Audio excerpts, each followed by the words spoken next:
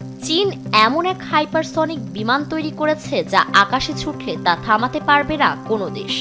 Radar বা প্রচলিত প্রতিরক্ষা ব্যবস্থাও কার্যত অকার্যকর হয়ে পড়বে এর সামনে। 15,000 কিলোমিটার দূরত্ব পাড়ি দিতে এখনো যেখানে সাধারণ যাত্রীবাহী বিমানের সময় লাগে প্রায় 15 ঘন্টা, সেখানে 1 ঘন্টারও কম সময়ে সেই পথ অতিক্রম করার মতো প্রযুক্তি যেন কল্পকাহিনীকেও হার মানায়। কিন্তু এবার এমনই বিস্ময়কর প্রযুক্তি সামনে এনেছে চীন। বিশ্বের শক্তিধর দেশ যুক্তরাষ্ট্রকে টেক্কা দিয়ে তারা যেন নতুন এক গতির যুগে প্রবেশ করেছে। এক্সপার্ট ইঞ্জিনিয়ারদের দক্ষ হাতে দেশের মানুষকে প্রতিদিন সুরক্ষিত রাখার প্রত্যয় নিয়ে এলো সেফ সার্কিট ব্রেকার। চীন যে বিমানটি তৈরি করেছে তার নাম ফেইথিয়ান 2। দাবি করা হচ্ছে এটি ঘন্টায় প্রায় 14,800 কিলোমিটার গতিতে উঠতে সক্ষম, যা শব্দের গতির প্রায় 12 গুণ।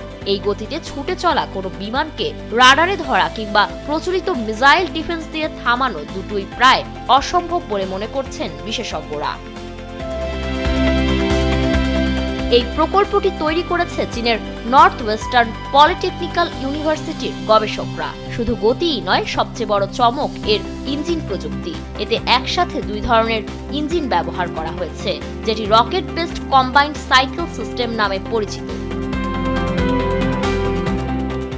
এই ইঞ্জিনে কেরোসিন এবং হাইড্রোজেন পার অক্সাইডের মিশ্রণ ব্যবহার করা হয়। সবচেয়ে বড় বিষয় হলো এই প্রযুক্তিতে চলন্ত অবস্থাতেই এক ইঞ্জিন মুড থেকে আরেক ইঞ্জিন মুডে স্বয়ংক্রিয়ভাবে পরিবর্তন করা যায়, যা এখন পর্যন্ত খুব কম ক্ষেত্রেই দেখা গেছে।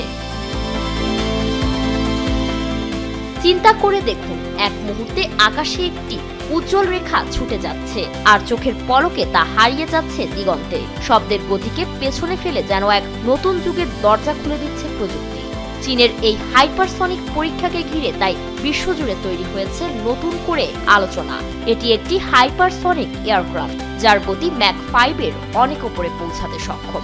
এই ধরনের প্রযুক্তি ভবিষ্যতে শুধু যাতায়াত ব্যবস্থাই নয়, সামরিক ও মহাকাশ গবেষণার ক্ষেত্রেও বড় পরিবর্তন এনে দিতে পারে। ফারিন রহমান প্রীতি, কালবেলা।